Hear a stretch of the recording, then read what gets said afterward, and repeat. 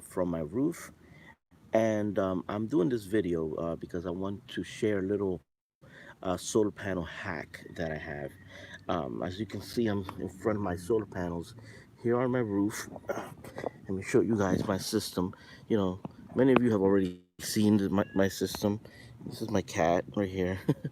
This is my solar system, all right? And I built this by myself.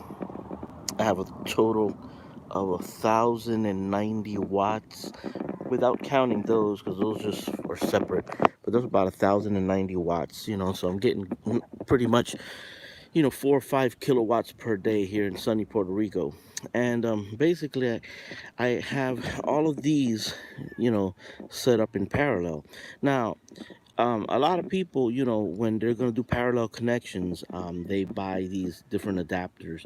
And, they come with MC4 connectors, and those are pretty good, But I have a cheaper, and I believe it's even better solution that I use to attach most of these solar panels. Now, when I say most of them, is because I didn't start using this system till later on. But initially, when I was connecting two panels together in parallel, basically I was doing this thing, connecting with cables. Come on, cat, I'm doing a video. I was connecting the cables, with caps and tape, okay? And that worked, that works relatively well. It's not fancy. MC4 connectors, yeah, it is, it is nicer and it's prettier. But anyways, but what happens is, sometimes this is a little difficult. So I devised a solution, and what I do is I use these. I use ground bars. So now what happens is I chop these ground bars up like around like four or five. So for example, if let's say I'm going to connect the solar panel, let's say I'm going to connect this solar panel, so right there I connect the solar panel to here, to these two, and then the other solar panel connected to these two, and then I allocate the other ones, so that the other panels can attach. So basically what I'm doing is with one of these cheap ground bars, I chop it up, if you see, if I have it marked there, and that allows me to put together multiple solar panels on one of these little things without the need for adapters. And I cut it here with one of those hacksaws, and that's how I've been connecting the solar panels. Now, because of the fact that this is kind of like a hack, once they're tied up, then I wrap it up with electrical tape. Wrap it up with electrical tape so that water doesn't get in there. Sometimes what I do is I'll spray it, like once the cable is, I'll spray it with a little WD-40, and then I'll wrap it up.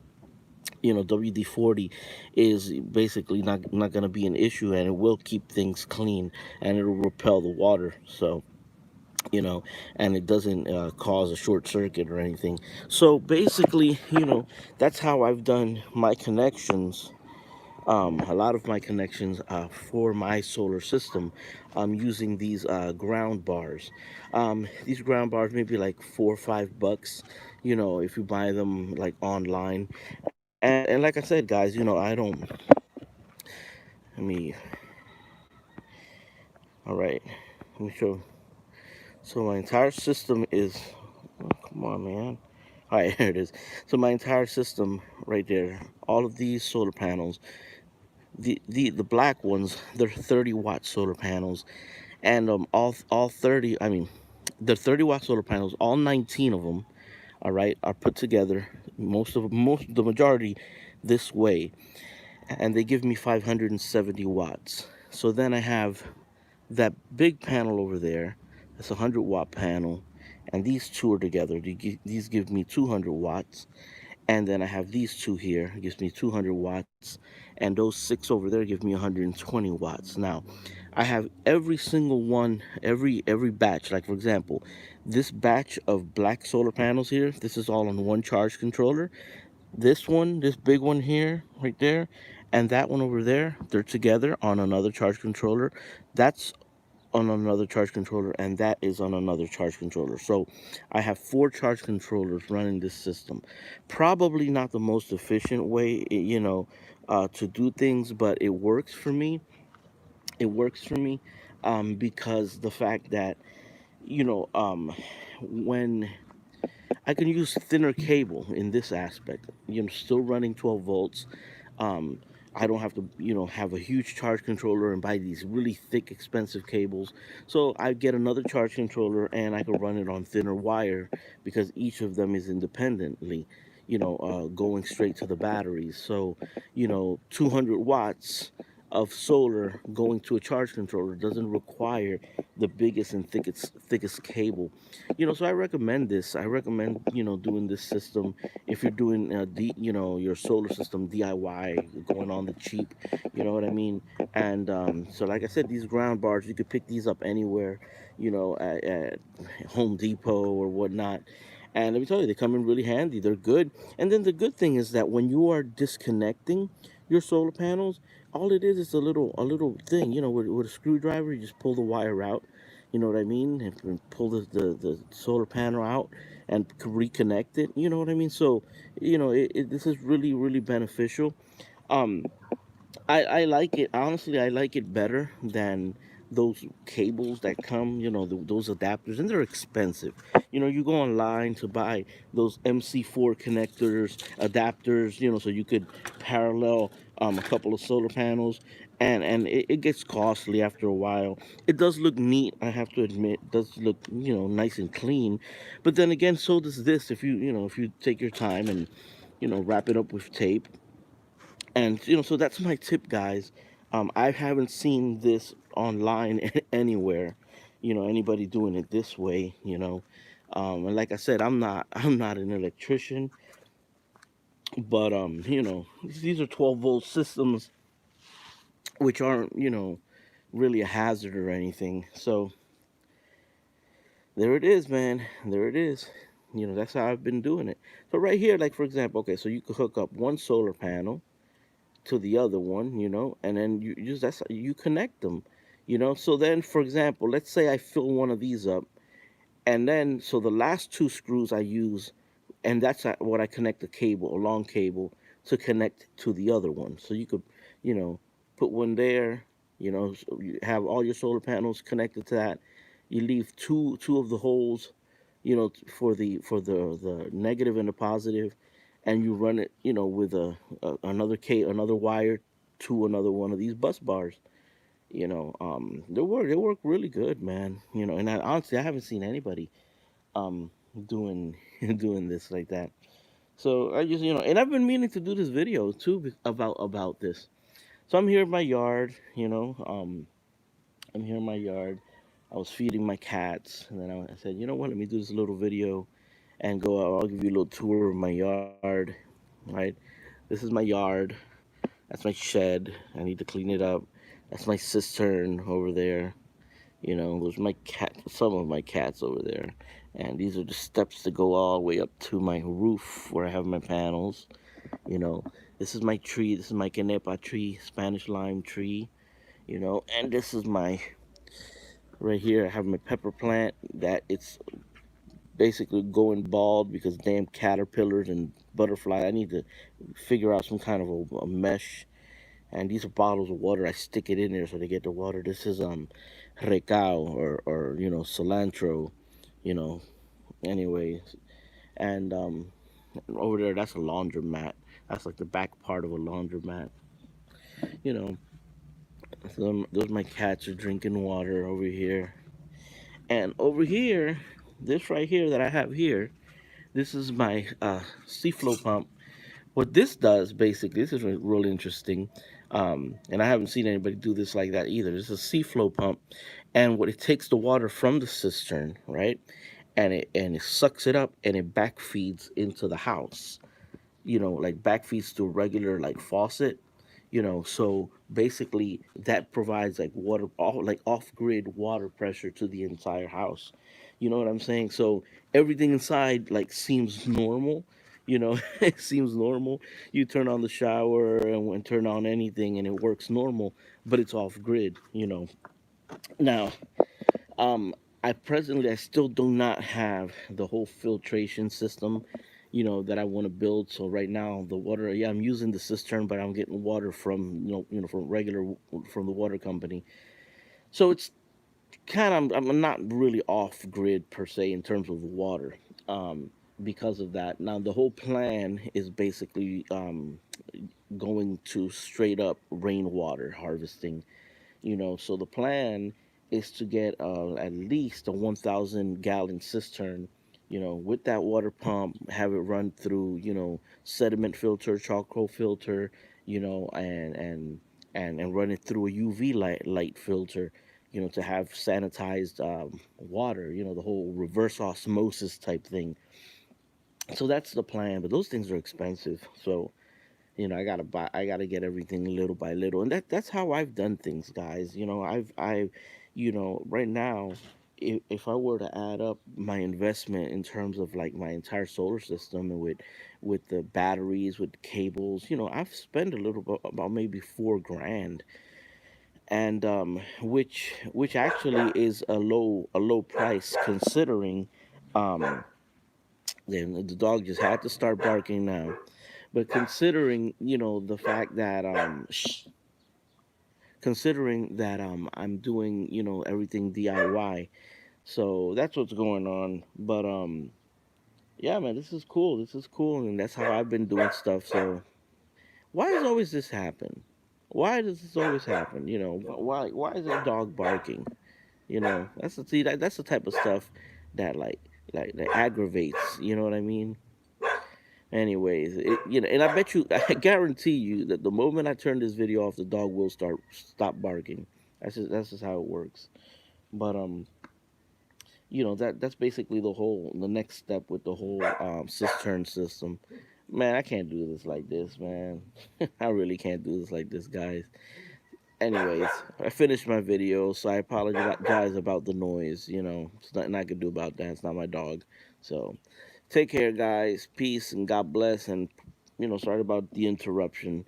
But here is the tip: go to Home Depot, pick one of these up. And okay, he's quiet now. I guess he figures. See, he figures that I'm gonna turn off the video. So now I'm gonna continue talking, and then she's gonna start barking again. That's just how it works. It's like, what's that called? Murphy's Law. Some crazy shit, man. But going back then to the cistern system, basically that's the cistern system is something that it's really important. Especially like after Hurricane Maria. And I want to get that built up to be totally like independent from the system, because especially here in Puerto Rico, hurricanes hit and the system isn't, the electrical system and the water system isn't reliable here. So you know it kind of it kind of it doesn't work. It doesn't work though. I don't want to depend on the government here in Puerto Rico.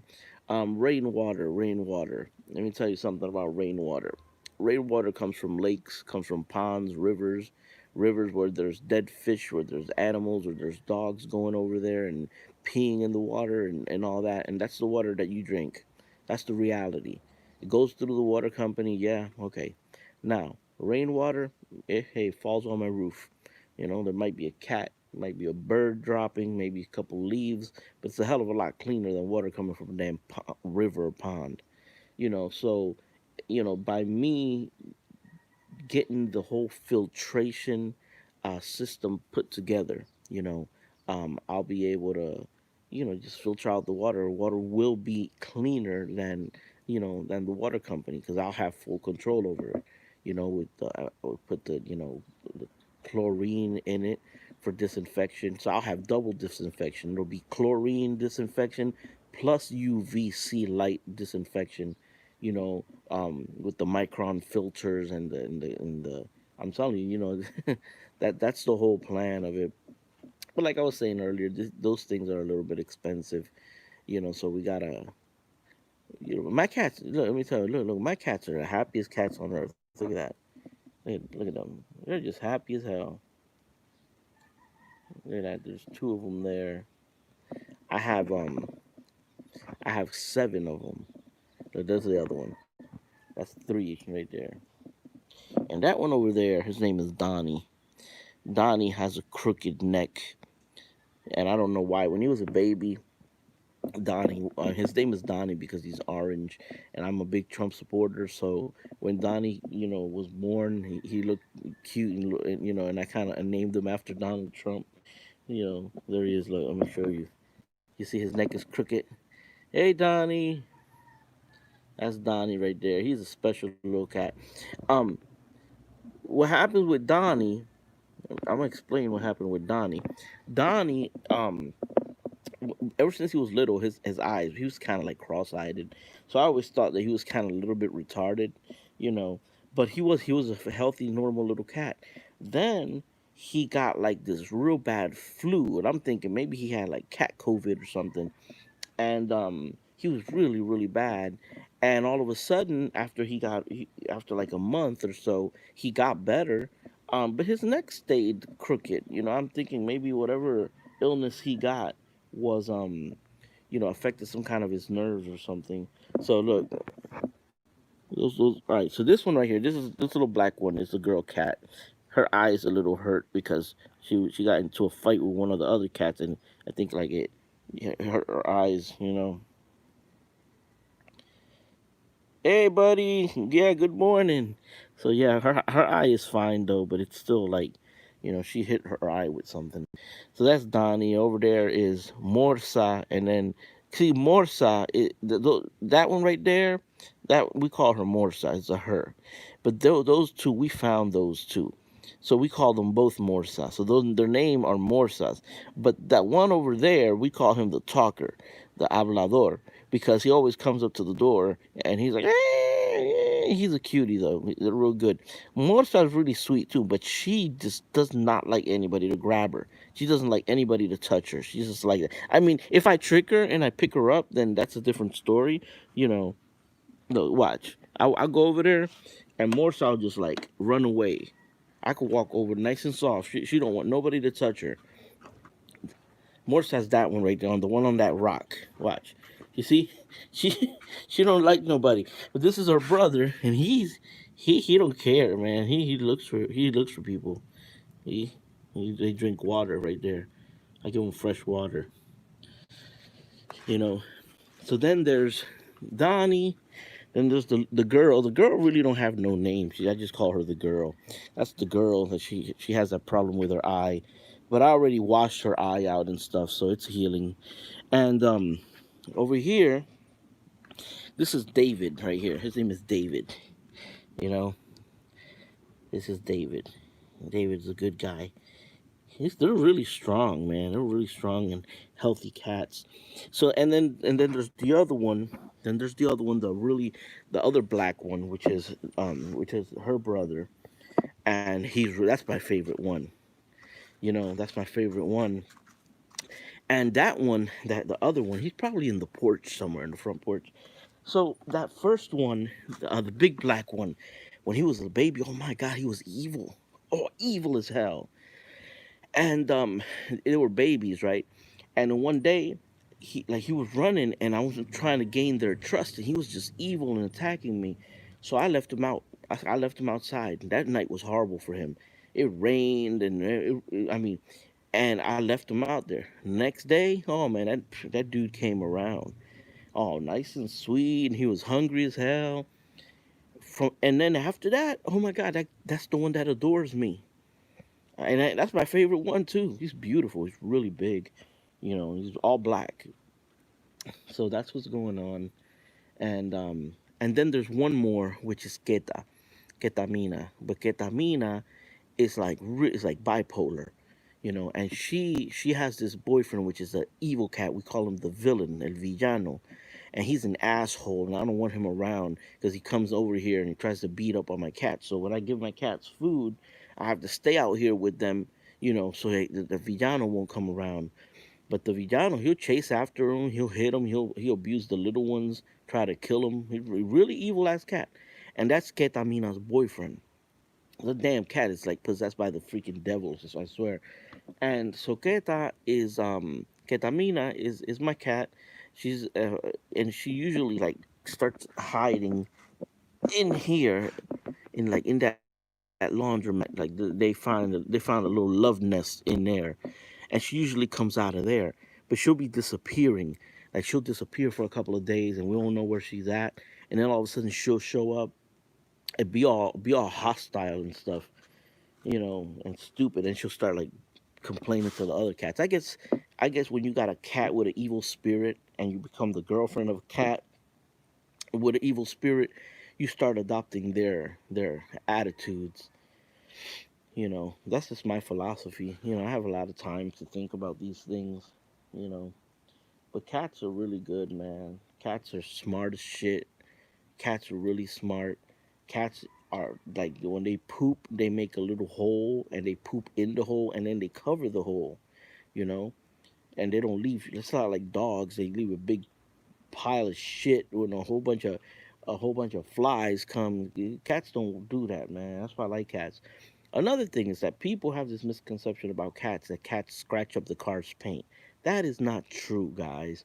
Don't if you got a new car, your cat will not scratch your paint. When they walk, their claws are retracted. So all they have is the little soft pads. As they walk, that's why cats are so silent because they walk on the little pads. Cats will only pull out their claws when they're climbing on a tree or if they're gonna scratch you or if they're sharpening their claws. They do that like on rugs and sometimes on car tires. They'll sharpen their claws.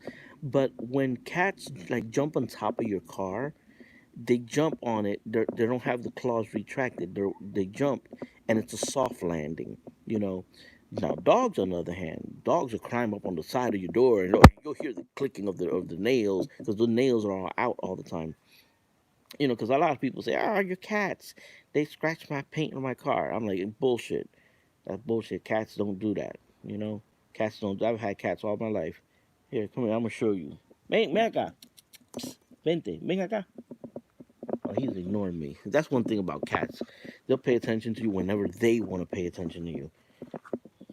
Come here. I'm gonna show you guys. Oh, now he's running away. They don't want me to. I don't want to show you guys with Donnie because Donnie. I'll show you with David. David's cool. Come here, Dave. Come here. I'm gonna put you on TV right now. All right. All right. This is David. All right. Oh, he's getting edgy. I just want to show you your claws. Look at the cat's claws. All right, they're inside. When you press it, you see when you press them, that's when they retract. You see. So cats, you know, let's get a good close look at him. All right, you see, look at his claws right now. They're on me. You know, they're not out. If the cat's claws would have been out, they'd be scratching my leg and digging into my shorts. Look, my shorts right now they have little holes. You know, they have little holes. So people need to stop saying that stuff about cats that they scratch the car paint because they don't. They don't. I mean, there might be an instance, like for example, let's say a cat. The dog chases after him and he's like trying desperate, trying to get away, and he might pull his claws out. And if he's on top of your car, maybe. But on the general, they don't scratch your paint. They don't scratch no damn paint. They drink a lot of water, man. Look. All this time we've been here. Look, all the time we've been here, they be drinking water and drinking water and drinking water. Cats drink a lot of water. And look. Speaking of what I'm talking about, look at that. You see? There's a little paw. You see the print? There's no claw there. Just a little soft pad. You see? Perfect example. They don't walk around with their claws out, so they're not gonna scratch your car paint because their claws are retracted inside. You see? You see? Look. There's Donnie.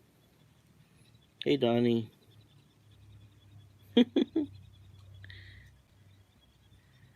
Look at them. I'm wondering where my other cat is at. Let me see if I can go find him. It's probably in the front somewhere. Anyway, this video started with solar and turned into cats. That's funny. But anyway, going back so I can close out. So this is the solar panel hack. Get yourself one of these, and it'll help you out to connect your solar panels. These are cheap, and it works. And then you wrap it with electrical tape. But please wrap it with electrical tape because you don't want to leave like these cables exposed. It's not that anybody's gonna get a shock with a 12-volt system, but you don't want to get a two of these to connect and create a hazard, or also for just corrosion purposes. I live near the beach, so and the air seems to be kind of salty, so it corrodes stuff. So there you go. Ruben life hack: ground bars to connect solar panels and electrical tape. Hope you guys enjoyed the video. Peace.